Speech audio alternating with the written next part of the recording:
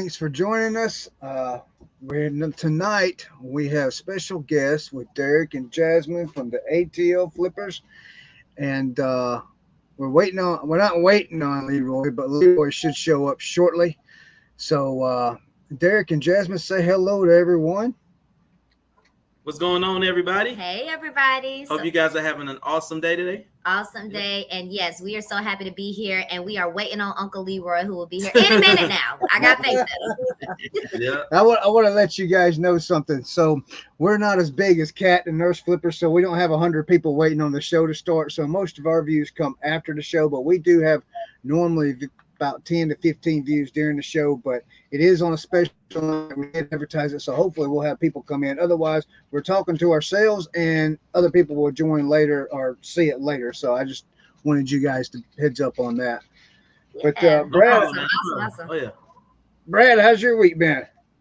It's been awesome. We hit the mega score this weekend. We came up on those once in every few year sales that you hit, and we hit it 3 days in a row and filled the car up all 3 times. So we can talk about it more later if you do. Yeah. I want to. Derek and Jasmine, introduce what you did, but I want you to tell the viewers what exactly it is, how you source, and what you specialize in.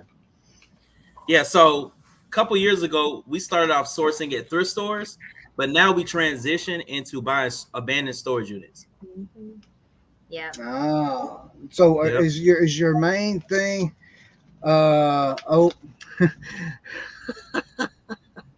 This is my wife, Jasmine. we've heard you sing on other shows, so Yes, girl. Look, she can make any request. I will make it happen for her. Okay. So my understanding is y'all do worship at your worship leaders at the church you go to. Is that correct? Yeah. So go ahead. Well, I mean, so we, outside of reselling and thrifting and stuff, we've always served in ministry in different capacities. So, yes, we've been worship leaders before, youth pastors, young adult pastors. In this season, we actually serve at our church as next generation directors. So we're over everybody from the babies to 12th grade.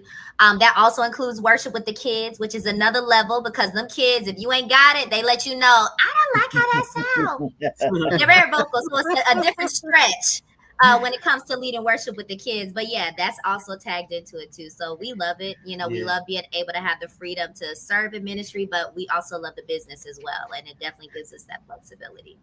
Yeah, I find myself in the same boat. I pastor a church, and our worship leader actually just moved to Florida, and so I'm the de facto worship leader for a little bit here till we get a new worship leader.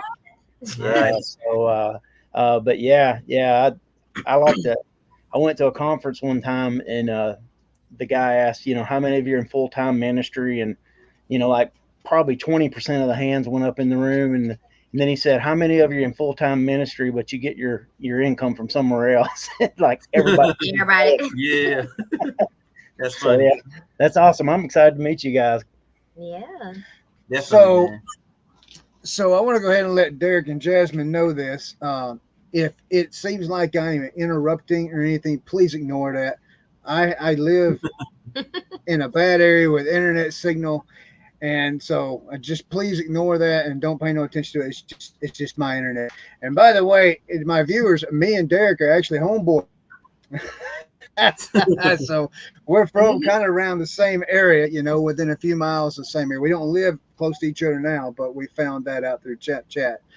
So Jasmine, my wife says that she wants you to sing "How Great Thou Art," and then after we do that, we'll start that off with that, and then we'll get into. I want Brad to ask you. We're gonna put Brad on the spot tonight, and he's gonna ask you all the questions. Nice. All right, Brad. No way, I didn't even know that. Yeah, so it's because I have no idea what I'm doing, and you have no idea what I'm doing. So you're the one with all the brains. So we're gonna. Yeah, I saw your tagline there, so I thought, well, I have no idea what Chris is doing either, so I'll just make that my tagline. I went back and was, today I watched a little game film, and I was watching the game film and saw that it started out with a lot of the thrifting and stuff. I think a lot of people who get into reselling kind of do that same thing. They, it's an easy kind of thrift stores, yard sales, things like that. And then it's like at some point, it seemed like your model did start to shift. Was there, what was the thinking behind that? Was there a moment that kind of hit where you're like, okay, we need to like change some things up? What was the thinking? What was the process there? Yeah, so basically thrift stores were our like go-to, right? Mm-hmm. And then all of a sudden, I walked into the thrift store and a pair of shoes that were used to be $5.99 were now $15.99. Right. And then the next week it went from $15.99 to $25.99. And I said, hey man, y'all tripping. Yeah, I went up to the manager. I was like, hey, I said, Tasha, like, I was like, I understand y'all trying to make y'all trying to make some money too, but like these aren't even worth $25. And it's like, well, that's the price for the shoes now. That's what they're Uncle Leroy. Of course he eating. What's up, guys? He ain't saved nobody none. He's always eating. Always eating. That's what I was going to joke earlier. That's probably why he's a few minutes late. He was actually having to eat like third supper. But let me also add to that. So not only were the thrift store prices going up, but Derek actually went. He won tickets to, what was the conference bid? Vid Summit or something? Yeah, Vid Summit. Yeah, so Vid Summit out in LA. He actually won tickets to it. And funny enough, we were talking about just our business model, and like thrift stores are great, but we would literally sometimes spend full days in thrift stores. And you get a handful of inventory. Derek was fighting old ladies and stuff, like getting in arguments at the thrift store. I'm like, and so lo and behold, he's getting ready to go to Vid Summit. And I found out I'm pregnant, like legit, with our third child. And so he's so excited, y'all. And there's a video on our YouTube channel for those that want to watch. And I'm trying to surprise him to tell him, hey, you're about to be a daddy again. And he's just like, yeah, babe, it's going to be all these resellers at the conference and blah, blah, blah, blah. And I was like, you know what? I'm going to just wait. I'm going to let him go. Well, it wasn't a reselling conference. It was a YouTube conference. I'm sorry. With Mr. Beast and and so he was so excited about it. So I waited, let him go to the conference for a few days, held down the home fort. So when he came back was when I surprised him. But I will say that was kind of where the shift started, because once we recognized we now have another edition coming, we were really intentional about our time with our family and our kids. And that was one of the things with reselling. Like, we love it, but we also don't want it to turn into what we not ran away from, but left with the 9 to 5. Like, we wanted the freedom. And so really, honestly, like my pregnancy, I think is kind of what shifted. Yeah, that was like a real big with the pregnancy. Yeah. But also it was with the thrift store prices, because I was like, man, this is outrageous. Yeah. And I was like, man, I can't find another way to make some income. And so that's when we did the shift. So I think it was towards the end of 2022. And that was when he started, like, looking at storage units and, all of the videos. If you notice, when we first started storage units, I'm like full blown 5, 6, 7 months pregnant. So we made that shift. And once we saw the profit in it, we were like, oh yeah, this is where we at, and we've been there. Yeah, I think it's, it's one of those things that, like, if you do anything long enough, one of the things you have to be good at is you have to be adaptable. Like if one stream starts drying up, you got to find another stream. You got to find another way. That's kind of our story. We started off doing thrift stores, and our thrift store prices hadn't gotten quite so out of hand yet, but they've been steadily going up. And it's getting to the point where it's like, if you find one or two things, to flip for, a pretty good profit, you're doing pretty good. And so that's kind of led us to do the same thing. We've kind of started doing like bigger Facebook marketplace buys, where we'll buy like whole collections of somebody's, items and flip it that way. So it's more like doing like bulk buys. Now, the other side of it is you get a whole lot of items, you only have to spend one day getting a whole lot of items instead of 5 days getting the same amount of items. So or less items. Yeah. Yep. What's up, Leroy? What's going on? It's going to be. I want to talk to these guests. I've never met these guys before. Stranger. Yeah, Leroy told me about you guys. Leroy told me about you guys probably 2 months ago. So I've been checking out Wow. your stuff ever since. I'm watching some flea market videos and some. Hey Leroy, how we gonna do this tonight, bro? There we go. Oh, there you go. Hey, so Derek, I got a question for you. Yeah. He does Oh, this all sorry, the time. Leroy. Go ahead. Yeah. You go ahead, I keep Leroy. You coming haven't back. got to talk yet. You've been eating, so go ahead. Thanks. So like you said, you started doing storage units, but you also, because of the storage units, it opened you up to the flea markets, correct? Correct. Yeah. Which was something you probably didn't even expect that you were going to do, but because of the overabundance of stuff, some of it was really cheap and you wanted to get rid of it. Once you went to the flea market and got that cash money, that's a whole nother Yeah. Cash Yeah. money. Yep. Yeah. Flea markets, man, has been dope because we at the flea market we sell clothes for $1 and shoes are different prices, but I mean the clothes we find, I mean they're good clothes, some branded with tags, but like for example, I don't know if you heard of the brand Fashion Nova. Like that brand, like we find so much of it where it's like we're not gonna sell it online because it's gonna take forever to sell online. So we just go to the flea market and people will buy, like it's one guy. Bundles. Yeah, it's one guy. He literally buys all men pants, shorts, all of them. He'll spend one time he spent like $100 and just like bought it all. So flea markets have been really, really good. Quick cash, and we just take that money and go buy more storage units. What's the weirdest thing you've ever found? Coolest thing? Oh, don't ask them that. They do storage units. You don't want to know. You don't want to know, Brad. No. Well, you can keep it PG. You can keep it PG. No, yeah. If we need to hit the beep button. Man. Yeah. What's going on, Archie? Let's get go. bad in the house. Yeah. The weirdest. So probably the first storage unit we had, right? Well, nah, the other one with the. Oh. Huh?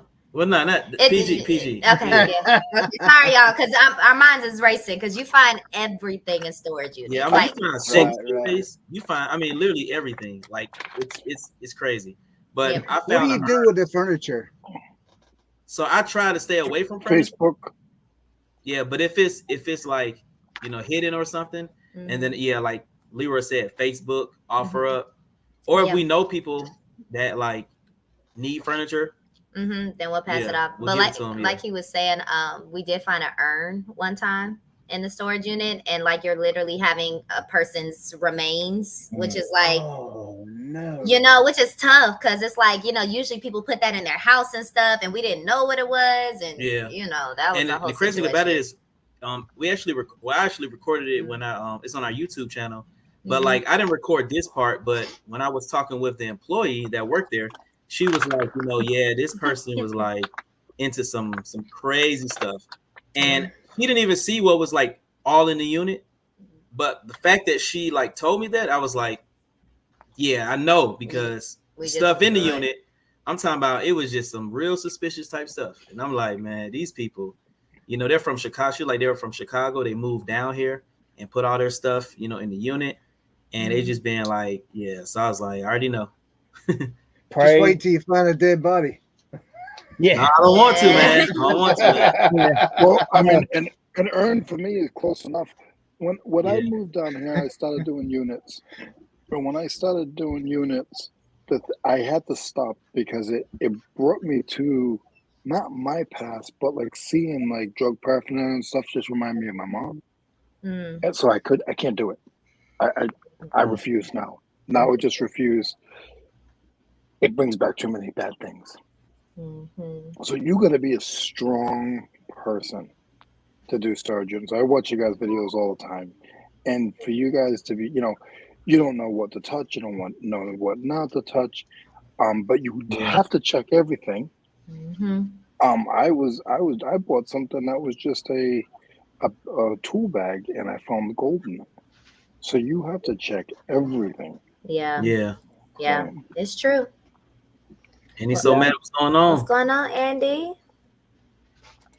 I notice you guys got the gloves on when you're doing those storage units. Always, Brad. Always. Yeah, before I used to forget because I get so excited, put them on, and she's like, "Baby, you better put it on before you touch something and just pass out." Not in Atlanta. And the stuff that we found, to your point, Brad, yes, I think even in started storage units, like there's a whole, if you guys watch our videos, it's a whole setup that we've had to learn to maximize our time in storage units. So from hand sanitizer to the gloves, we have a little table. We used to have a little magnetic light that we would put up so we could try to, get good lighting for our videos and stuff. But it's a whole operation. Even when we started doing microphones and stuff, like it's a full production. And, of course, we pray ourselves up because you just don't know what you can find in those units. Yeah. So, You have to pray, take 3 showers, do a Latin ritual. Yeah. All the things. Sprinkle some holy water.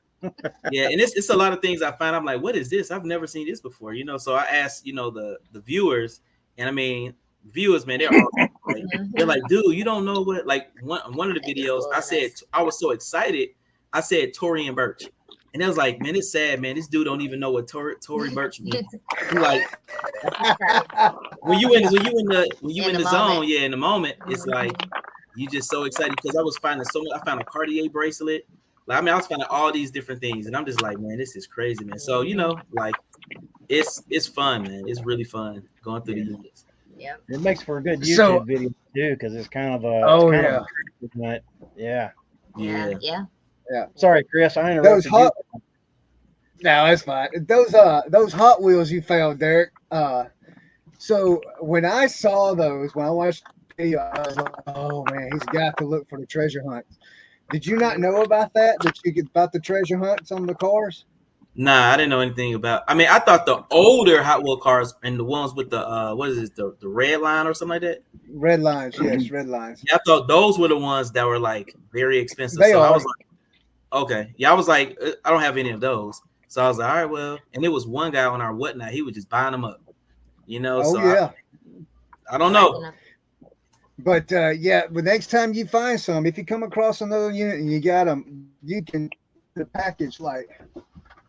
Let me show you. So like you got a car, and you could turn the package. Now this is not one, but you could turn the package and down inside here the car. There'll either be like a grayish flame in it, or there'll be a gold one. If it's a gold one, it's a super treasure hunt. So that's something to keep an eye out for when you find them. And there'll also be a little circle somewhere on the car, the face of the car, where you'll be able to see it too with the flame in it. So that's just something to keep an eye out for. Now I think I saw something with like a flame on it. Yeah, man. I saw those and I was like, oh, I hope he looks for those because that's going to be good for him. Also, that's what it means. It was like the ones I saw was like a flame, and it was like a circle or something. Like the flame. Yeah, a circle around it with a flame inside of it. Yeah. When you get a chance, look it up on YouTube, man. There's plenty of videos about them. That way you familiar yourself with them. Wow. Yeah. What's the heaviest piece of gold you guys have found so far? The heaviest? Oh.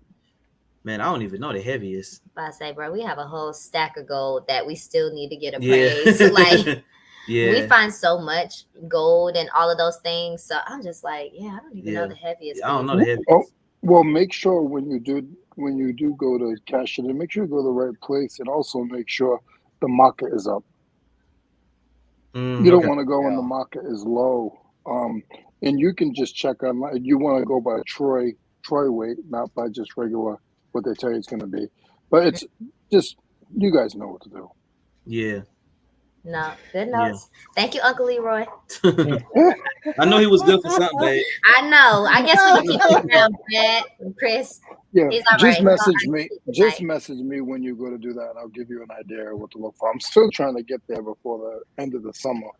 Okay. I want to go down there and sell at that flea market. Everybody tells me about that flea market. Have you guys been? When's the last time you've been to the flea market, Eric? It's been a minute. Yeah, it's been a while. Which one do you go to? Starlight off Moreland. Where's it at? Moreland Avenue? Yeah, you remember the drive-in flea market? I mean, drive-in. Yeah, that's where they have it. Yep. Yeah. Oh, okay. Wow. How times change. Yeah. Yep. No, that place is packed. So we probably went like 2 months ago or so. Yeah, about 2 months ago. Mm-hmm. Well, about a month and a half ago, I think. Yeah, and probably because we really started kicking back up on Whatnot. So y'all know we kind of took a hiatus for Whatnot for a while, just because we were doing storage units. And so the flea market was kind of filling that void of like, just inventory we had excess. But honestly, since we've been back on Whatnot has been booming. It's been a great tool platform for us. So I think that's probably why we haven't done as many flea markets. Not that we can't, but Whatnot has absolutely been hitting. You're doing it once a week? Yeah. Yeah, once a week, yeah. Yeah, every Wednesday night is when we try to go live. So we do want to plug back into the flea market because we do have a lot of clothes. It's like, $1 clothing that we can still, get rid of. But yeah. Well, I want to thank y'all. I want to thank you for you guys sold me a Rambo action figure on Whatnot. Do you guys remember that? Yeah, I remember when we had all those action figures. Okay, yeah. Okay. You was selling shoes, really good shoes for $1 that day too. But I got that action figure from you guys, and because I source on Whatnot sometimes, and I want to thank you for that because I sold that in a day. What? Oh wow! How much you sell it for? On eBay, $20 plus shipping on eBay. Nice. How much you pay for it? From us? After shipping, I think it was right around $6 because somebody else bid with me too. So it was right around $6. But it's okay, $7. Y'all be getting $7 in the mail. Yeah. I mean, look, we have so much. When I say so much inventory, it's like it's crazy. So that's what we're like, man. We have to find different ways to, get rid of a lot of different things. But we're not gonna get rid of crap. We want to get rid of good things that people can, either resell or keep, that they can enjoy. So right. And that's one thing we always say on our Whatnot shows. We do steals and deals. So, that's one thing, like, we've been blessed to have so much great inventory. So on Whatnot, we're not trying to sell junk. Like, we are legit trying to give good deals to people, Yeah. If anybody watches this video later, and you're into shoes, go check out Derek and Jasmine's ATL Flippers Whatnot. They doing shoes for $1, and they got really good shoes on there. So that's it. I mean, if I was still doing shoes, I'd have bought a lot of shoes for you guys that day. But I don't like them no more. Yeah. No, we have people that rack up, especially if you notice on Whatnot, when I have to go put the kids down for bed, that's when folks be getting the deals. So you be like, yeah, my wife's gone now, so just $1. I'll be like, what was that from the other room? But it's he does say that. You see that, Leroy? Hey. He be thinking I don't hear it. I just don't be trying to embarrass him on Whatnot. I'm like, babe, But nah, we love it. Yeah. But yeah. That's one of the cool things about reselling now. If you were reselling, reselling's always been like you could sell in a lot of places, flea markets, blah, blah, blah.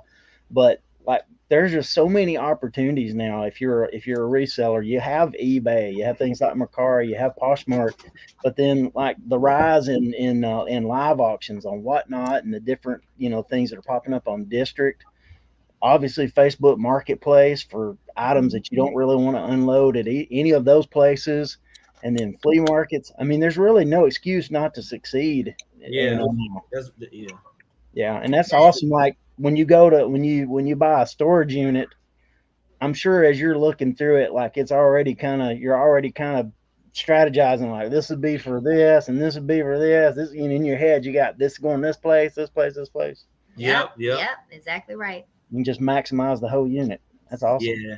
So eventually we want to get to selling wholesale. So if it's like, for example, with Chris, whatever, like when it comes to toys, like we're not going to really sell like toys anymore on eBay or whatever. So it's like if we just wholesale it, like if it's a whole bunch of Rambos or vintage toys, just put it all in one lot and just sell it. Yeah.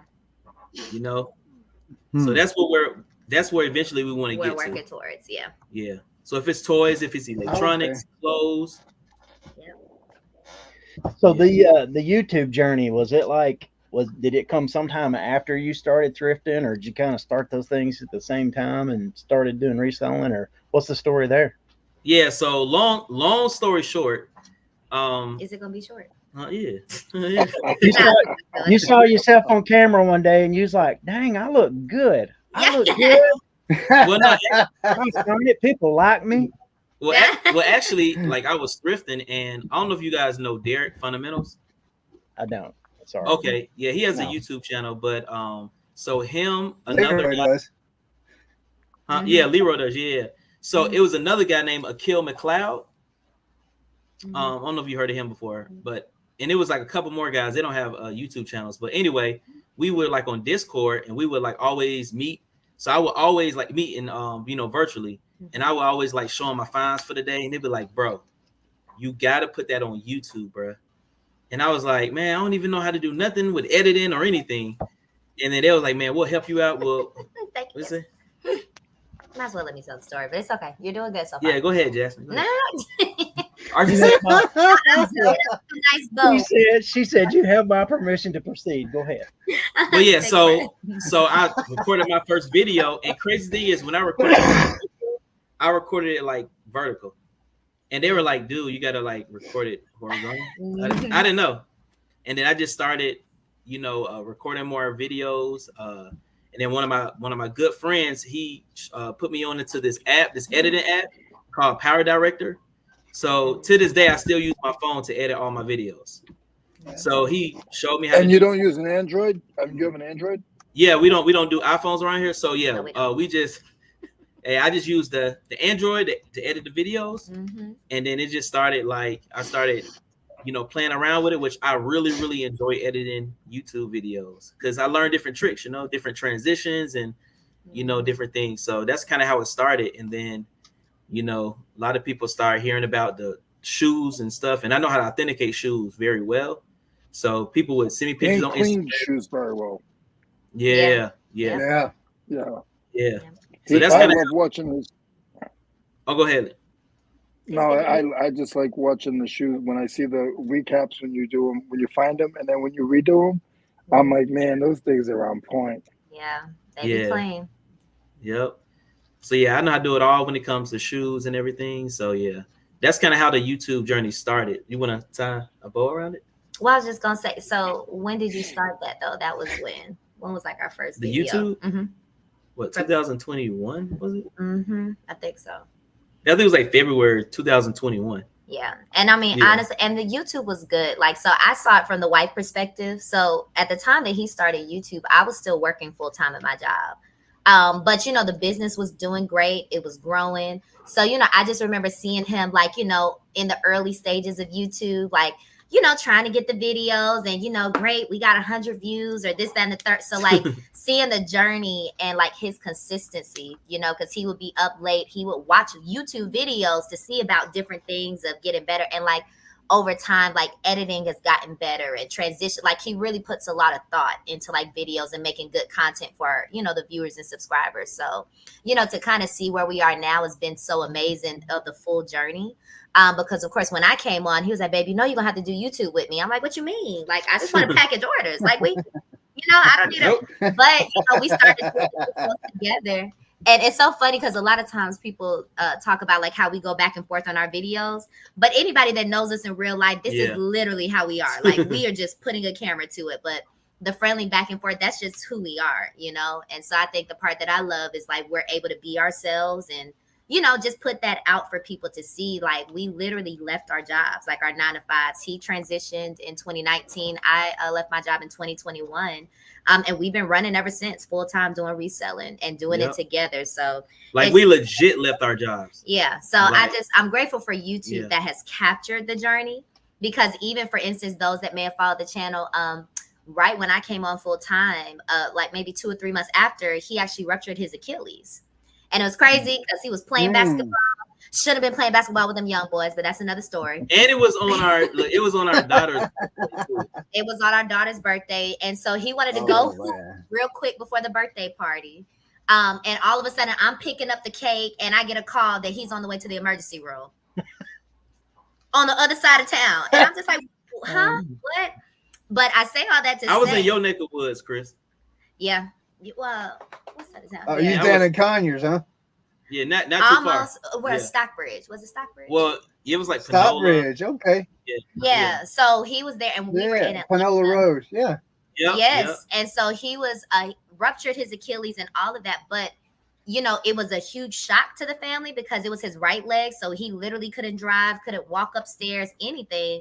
But we just channeled that and turned that into, you know, let's make a video. Like, we still got to make money. We still have a business. So that's even when we saw a lot of growth, because that's when Derek was elbowing grandmas in Goodwill on his knee scooter. Like, he couldn't walk. But he was like zooming through, and it was so funny because I would just pull out the phone and record him. Like, y'all, look at this guy. And man, when I say I was getting around thrift stores, I'm turning down the aisles like, bro, he would be zooming across, and I would just pull out the phone and just record him because I'm like, y'all are not gonna believe this. But he would have a buggy full of inventory, you know, buggy full of shoes. So it was cool, like just capturing that on video so we can look back on it and laugh now. Yeah. During the moment, it was not fun, but you know what they say, right?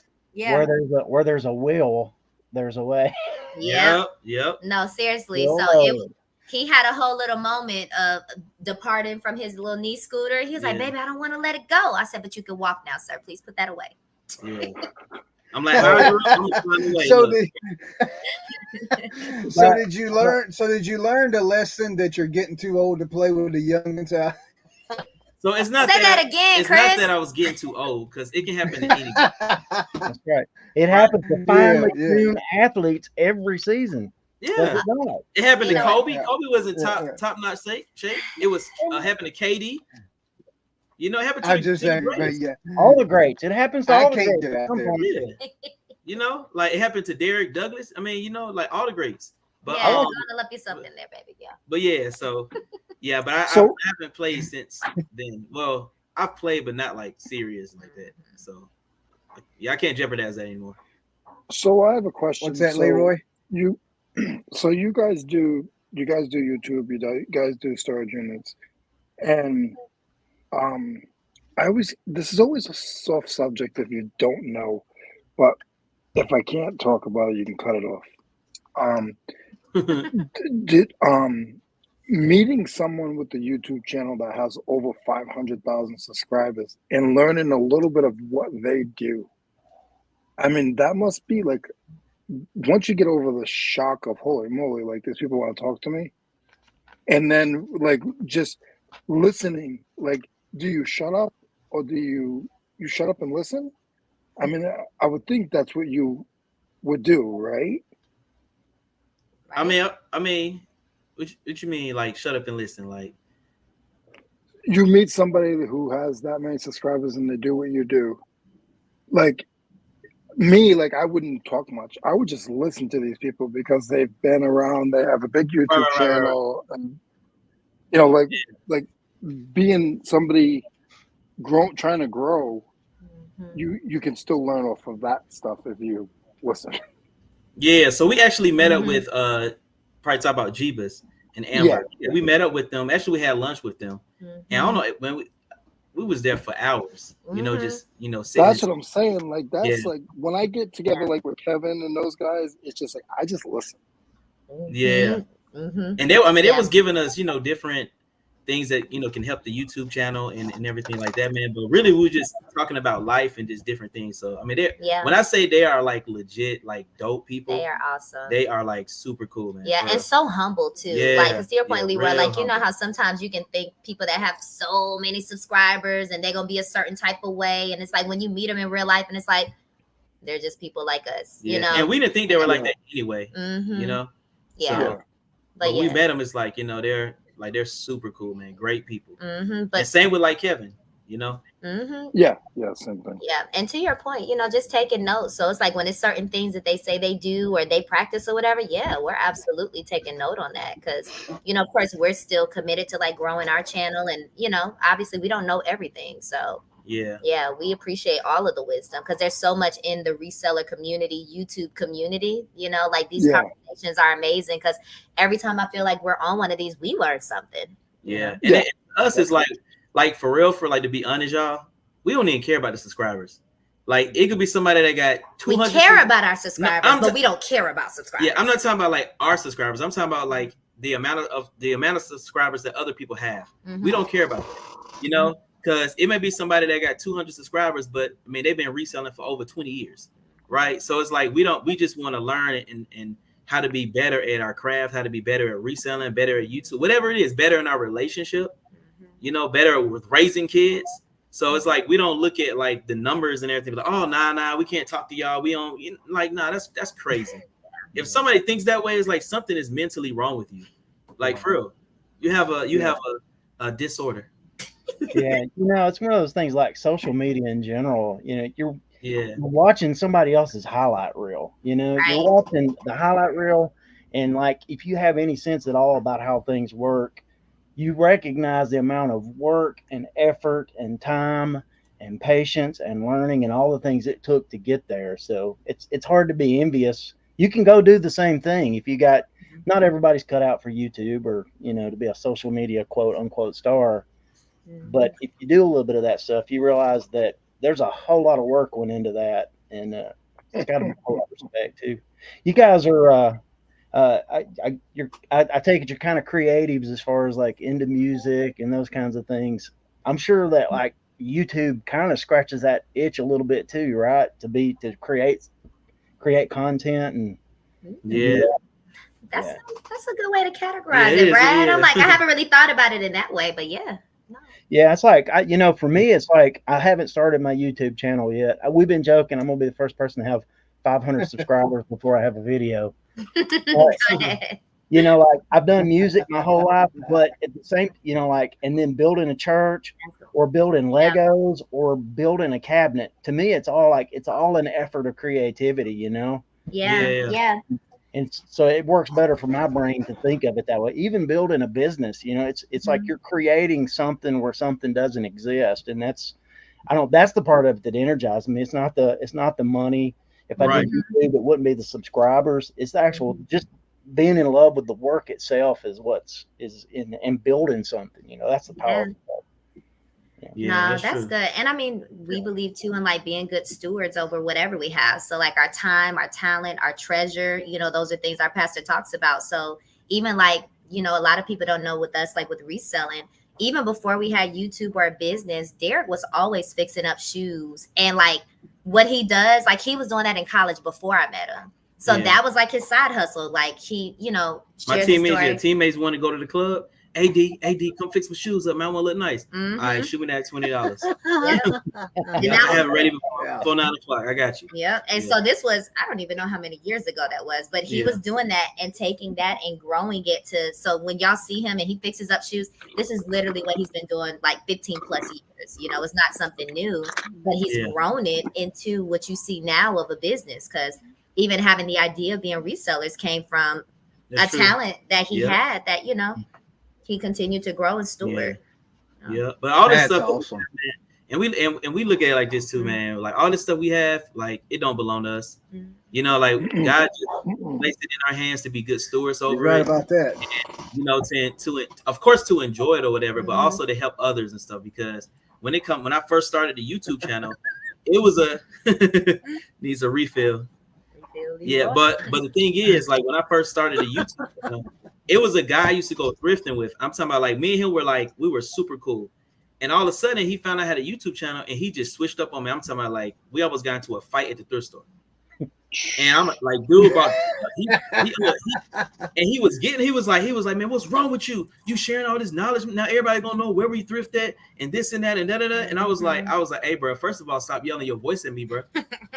Like, you know what I'm saying? So anyway, we just got it. Atlanta. You know what I'm saying? I like, nah. But I was like, talking with him, and I was like, bro, you know what? You are a very selfish person. I said, the fact that you can, find all this stuff, and we live in Atlanta, bro. I was like, the fact that we can find all this stuff, you want everything, don't want to share nothing. The fact that you left your job and went full time doing this, and the joy, the freedom you have, you don't want nobody else to experience that. And I'm not saying give them, your honey hole, but I'm like, bro, let's teach other people how to do what we do to help them out, where they can spend more time with their family. They can, if they want to travel more, they can make a little extra cash to travel. Yeah. I'm like, man, it's selfish, man. So I like disconnected myself from them, like, man, and everything. I can't rock with people like that, man. People who don't scarcity mindset. Crazy, man. I get people at the flea market all the time. They see my setup or they see the way I do things and they try to do what I do. And I tell them, I got to a point where I came up with these 3 Ps. And I said, until you have my three P's, you'll never be me. And even if you have the three P's, they're not my three P's. And that's pricing, personality, and presentation. Until you have that for yourself, you're not even at my level. Oh, Yeah. And not disrespecting them, but like people will set up next to me because I bring in clientele. So the office said to me, you know, we've had like 4 people ask to set up next to you in the last like couple of months. Like, what's going on? I said, traffic. You know, if your stuff's a mess, if your pictures are a mess, if you're even, it doesn't have to be a live sale. It could be you know, whatnot, or it could, when you do whatnot, make Froze up. Uncle Leroy. He was Hey, over here Leroy. preaching. Is Leroy pulling me this week? Is Leroy pulling me this week? Yeah. But you know, there was a story I heard once about a golfer. I don't know, I can't remember which golfer it was, but apparently he was, hey, got a sell. Apparently, apparently, this guy they were taking, you know, practice shots off of the tee or whatever in the and somebody from the gallery said, I wish I could hit the ball like that. And I don't know which golfer it was, but apparently he heard the comment and he went over to the gallery and he said, do you really want to be able to hit the ball like I hit the ball? And the guy said, yeah, I do. And he said, I'll tell you how to do it. He said, when you get up in the morning, he said, get up, you know, at break of day, go out, hit 1,000 balls, you know, go get breakfast, go do your business, come back before lunch, hit 1,000 more balls. He said, and then after lunch, go play at least 9 holes. He said, do that every day for 15 years, and you'll be able to hit the ball like I hit the ball. Wow. That's like if you want what somebody else to have, put the work in. And you know. That's good. Leroy, you unfrozen now. You can finish your story. Yeah, you froze up, bro. You froze up. I'm good. You were laying the smacketh down on somebody. Come on, Leroy. Yeah. Biscuit Butt said you was about to give us the goods. No. But you guys saw, we did a video 2 weeks ago. I was actually at the flea market, my big swap meet, and Chris let me go live, and you could see my setup, and I was covering up for the night and stuff. I'll show you guys a picture. But you know, like Brad said, like I haven't been doing flea markets for a week or 2 years. I've been doing it for 20 years. I've had my eBay account for 20 years. I act like I don't know what I'm doing, but I have an idea. Yeah, Leroy. So this was.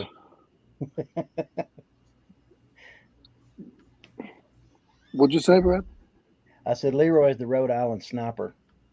You won't hear him coming, but he's there. I'll tell you out. So that's just one shot. I like it. Nice. That was, and you couldn't see everything. That was like 25 tables, and over 80 bins in 3 days. And then I tore down, went to another spot on Sunday, and then tore down and went to another spot on Monday. So I did 5 days in a row. Wow. That's awesome, man. Hey, you know, Derek, I didn't get to. You was talking about your friend that got mad about you selling your knowledge. I didn't get to say this earlier, but you know, I did a video probably 3-4 months ago. I can't remember. It's been a while now, and I titled it "Are Resellers to Blame for Low eBay Sales?" And man, I'm gonna tell you, and it's based off a comment that I heard another YouTuber say. But the comments I received in that video, people were genuinely believing. They genuinely believe that it's YouTubers' fault for the high prices at thrift stores and low eBay sales. They believe it's our fault, and that that's and you said that about your friend. I was like, wow, that's just crazy, because that reminded me of that people actually believe that, and that's just that don't make any sense to me. And one thing I told him too, I was like, bro, the fact that you think that like they're gonna take away inventory from you or whatever, I said you just don't know enough. Yeah, that's what it, there's that's what it is. You just don't know there's enough. there's so much out there, man. I mean, there's enough for everyone. And it's like I try to tell people, it's like you guys, I don't do YouTube I do it to help people. I actually when you actually prepare for videos, I don't, man. I just go off a whim. I could care less. I enjoy it. I mess up my words and all that, and I absolutely enjoy doing the videos, and that's, so the fact that the people actually think that way just actually really bothers me, because and you're right, it's because they don't really know the whole thing is it that there's plenty of stuff out there for everybody. I mean, everybody's got a niche in something. Yeah, because I remember growing up, it was just like, I grew up in predominantly, black, neighborhood or whatever, but it was like everybody was just like, they weren't sharing no information. And I'm over here like, this is crazy to me, Yeah. And it's like when I got out and started meeting other, people, whatever, they was like sharing stuff. I was like, oh, really? I'm like, oh, this is dope. This is cool. Like you sharing, and you see how it's like freely give. You know what I'm saying? They're like just they freely receive and they're just freely giving, man. And it's just like I call it like a poor mentality. That's what it is. It's like you don't want to share anything with nobody. So it's like mindset. Yeah, you always want to take from people, but you never want to give anything. Yeah. And it's like you would think. Oh, go ahead. Now you go ahead. You guessed. I told you. It seems like I interrupt, but I don't. Yeah, but I was gonna say you would think mathematically, the more you take, the more you will have. But it's really the more you take, the less you have, and the more you give, the more you have. Yep. So me and Lou together, and we had two different ideas of things to get, and we were sharing knowledge with each other. While it was more like he was sharing his knowledge with me while he was there, because he's the tool guy, and I know I'm not a seller of tools. I know about tools, but I'm not a seller of tools. So there were some things that he taught me, but I mean, there wasn't no conflict there of, oh, he's stepping on my toes or I'm stepping on his toes. It was like we were there to help each other and learn from each other. And that's what I don't understand, how people get that knowledge, think that that they're the only ones out there that needs to be selling stuff or need to have the knowledge, We're all in this together. Right now, the way things are, we all need to help each other the best we can, share knowledge at least, Agreed. And we actually, if you think about it, we actually need more resellers in our space, because the more resellers that we have, what happens is it's like the more knowledge goes out, but not just that, but the more like, people will buy stuff, because it's like they know, like, for example, when I started learning about Patagonia, I didn't know Patagonia was a thing. You know what I'm saying? Like, all I really knew about was like the urban brands or whatever. But it's like when Patagonia started, like everybody started finding out about it. And it's like people was buying it even more because, oh, that's a popular brand. All right, let me buy it now. So it's like they were buying more of it. But before, I didn't know anything about it. On our radar. Right. Yeah. So it's like that's a good thing. Oh, go ahead. I was going to say, I've learned so much watch other YouTubers about brands and things like Free People. I think that's the name. I had no idea, never heard of that my entire life. Still, I started watching YouTubers talk about it and talk about selling. And I was like, really? So I learned something there about clothing. Yeah. It's just like Leroy with his tools. It's just like Leroy's tool. There's a brand, I can't think, Matco. Is that right, Leroy? Is that the name of it, Matco? Leroy taught me about Matco. I had no idea there was a Matco out there. It's normally Craftsman or something else, but something new. Yeah. We learning every day. Yeah, Leroy has helped me out with tools too, because I got a unit one time with number tools. I didn't know what they were. I was like, man. He was like, yeah. I was like, Uncle Leroy, man, I need your help, man. He was like, what's going on, man? And he was like, look, all right, go to the flea market, sell it for 50 cents a piece. Because I was gonna sell it for like, I don't know how much I was gonna sell it for, but you know, no, but I watched that video, and you sold a ton before you sold the whole thing. Right. That one little box, you probably got like $80 out of it. Yep. Because you sold a bunch of pieces, and then you sold the whole thing. You know, so sometimes you got a nickel. It's just like the dollar thing. I think the dollar thing you guys do. See, a lot of people, to me, they think that I'm like bottom of the totem pole because I sell stuff under $5. But when you have 500 pieces and you can sell 300 of them for $1, that's $300.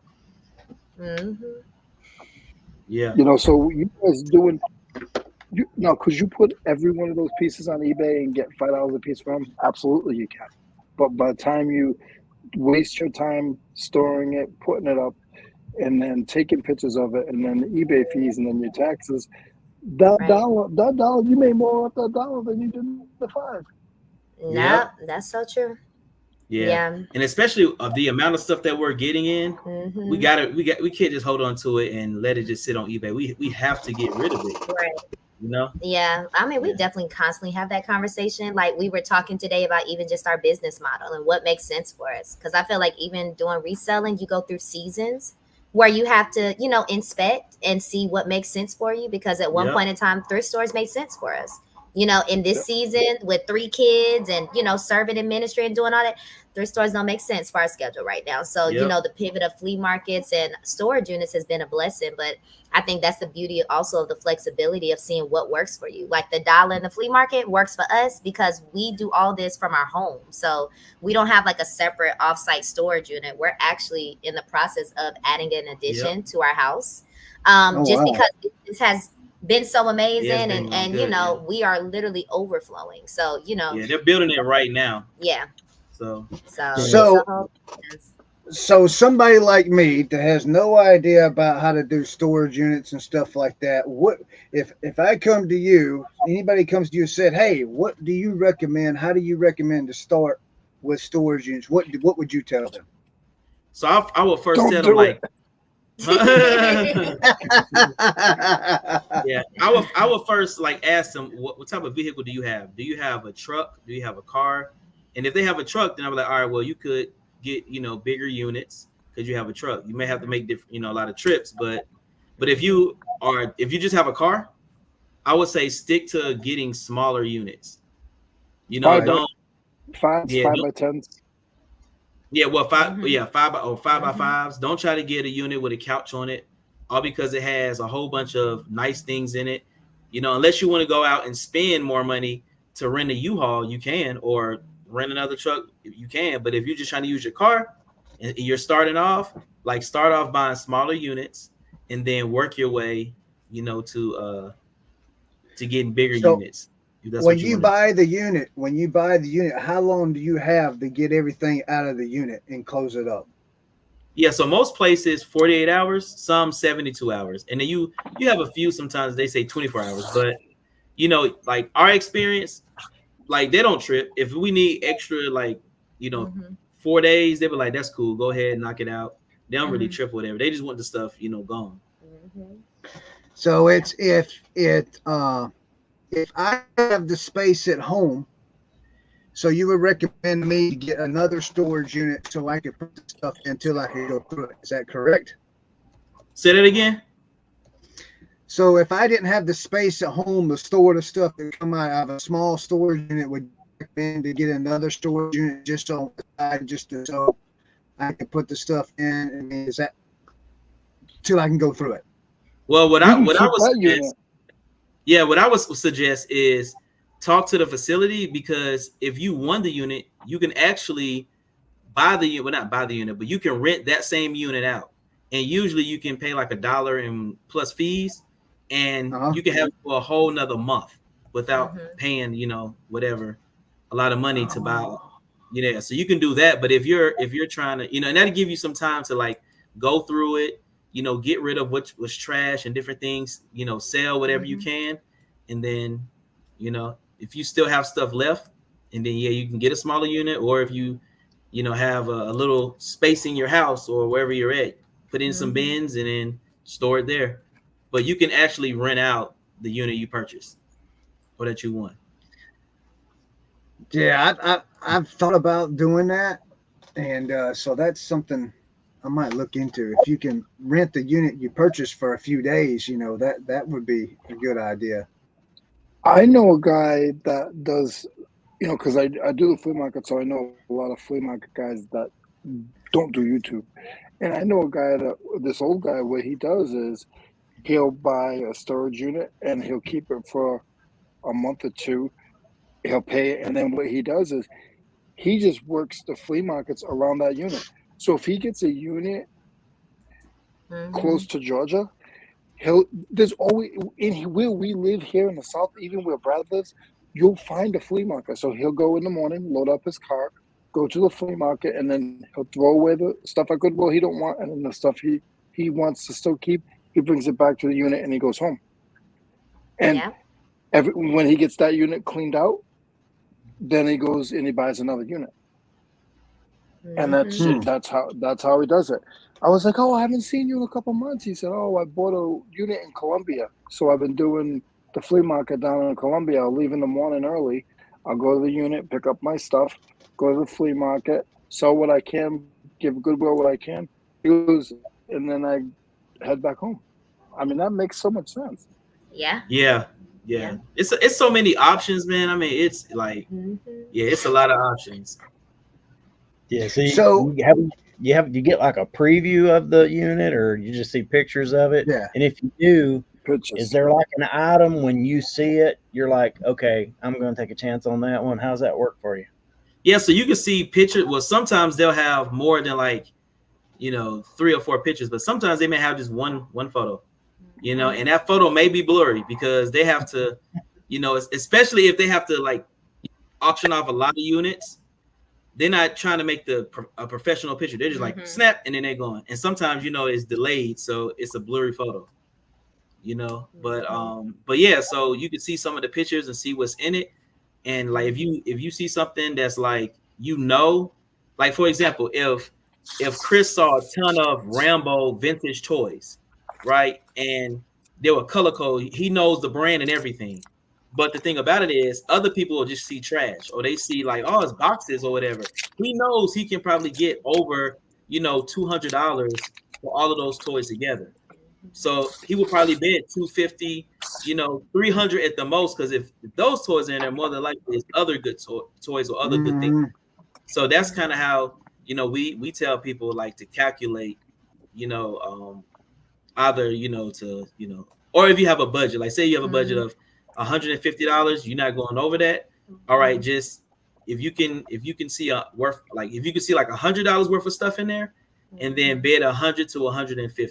Yeah, but usually I'll say when we do storage units, there's so much profit in it, just because Derek is he has a great eye, so we don't pay over a lot of times $30, $40, $50 for units if you ever watch our videos. But on the back end, we could easily get $1,000 for a unit that we only pay on, just because even though it may seem like junk to other people, but these are all active things that people want to buy, Yep. So one time we had found a really dope, what was it, the Dyson vacuum or something like that. But you just see a vacuum in the corner, but then when you find the brand, it's oh, this sells for good. You know what I mean? Yeah. So that's what we found in more cases than not with storage units. It's pay a good price, but you're going to get profit on the end for sure. Yeah. So I want to ask you a question. And give me a percentage.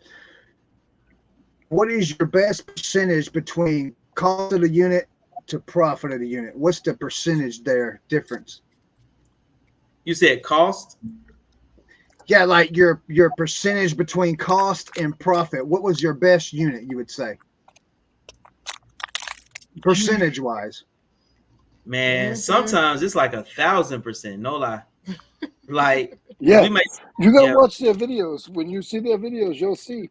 I seen the one he paid $80 for with they had all the Hot Wheels in, and you had all those Jordans in that same locker. So I know, $80 and all those, just the Jordans alone. I know you probably had $1,000 in shoes right there alone. Yeah, well, I would say one of our best units, I would say would be, we bought a unit for $100. I think it was 100, 110, and inside of it, it was like probably like 6 or 7 big black bags full of nothing but Jordans. I'm talking about retros. Oh, like wow. I'm talking about, it was, so I don't even know how much we profit off of that. Like we haven't even sold all of it. Talking about the one with the lady. Yeah. Yeah. So but yeah, so I would say that unit around like 6 or 7 grand off of $100. Yeah. We said like right before Christmas. So we were like, it's early Christmas gift for us, because it was the unit that kept on giving. It was insane. But what was crazy is when we pulled up, the lady who worked there, she wasn't there. But she called me the day before and was like, hey, be here at this time to pick up the unit. I was like, all right, I got you. I'll be there. We showed up a little early. She wasn't there. So long story short, it was a whole thing where we had to call corporate and everything. But she clocked in, and then she left and went to a doctor's appointment. And she was, so. And the only reason, because people that watched that video, we probably ended up waiting like an hour and a half. Yeah, it was. And it was in the video.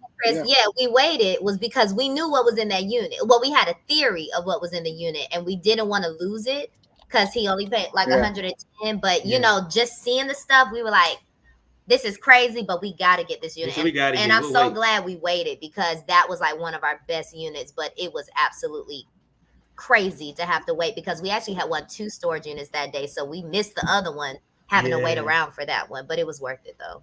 Yeah. So do you go to a storage unit place for auctions, or do you do it online, or how do you do that? How do you find out about the storage units? Yeah, so majority of the storage units they do now, they used to do it in person, but they do it now online. They don't like it's if you go to like a rural area, they may do it in person, but for the most part, everything is online. Yeah. Okay. Yeah. I don't think they have. I don't think they have storage units with bags of Jordans where I'm at. Like you can find like a noodle, a box of Field and Stream, stuff like that. Yeah, I mean, hey, I look at it. Money is money. If it's whatever is hot in your area, look for that, and you get a lot of it. That's good stuff. Sell it. They're gonna start calling you Pastor Jordan.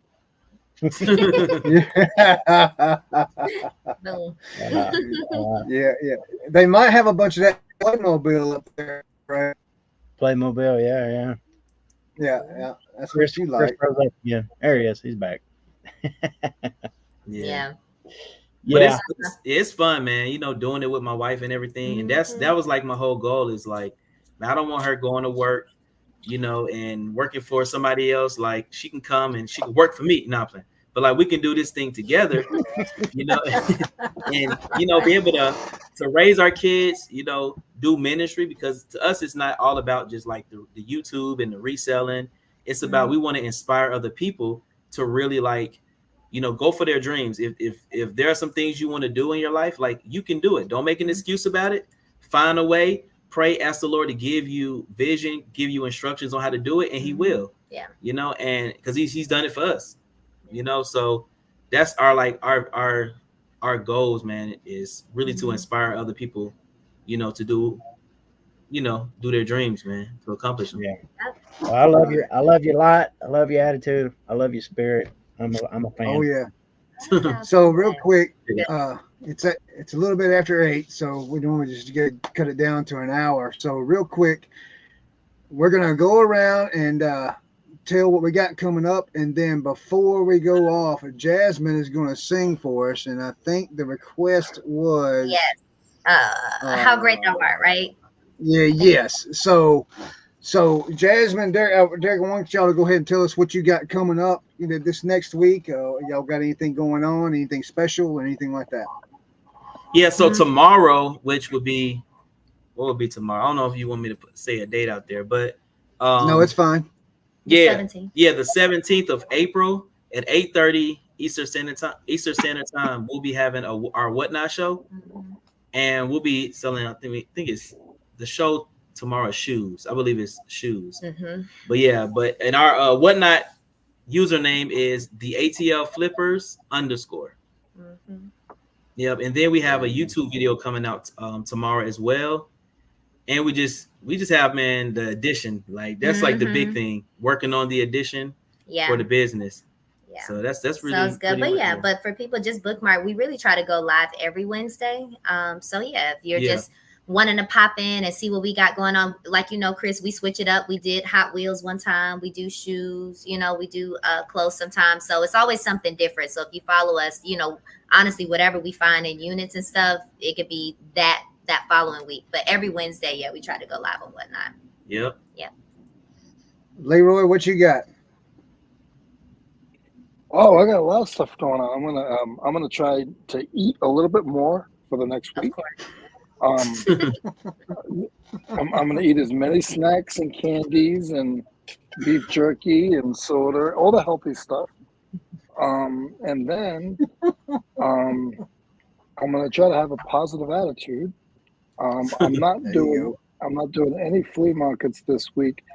I got a new journey, but I'm not ready to talk about it yet.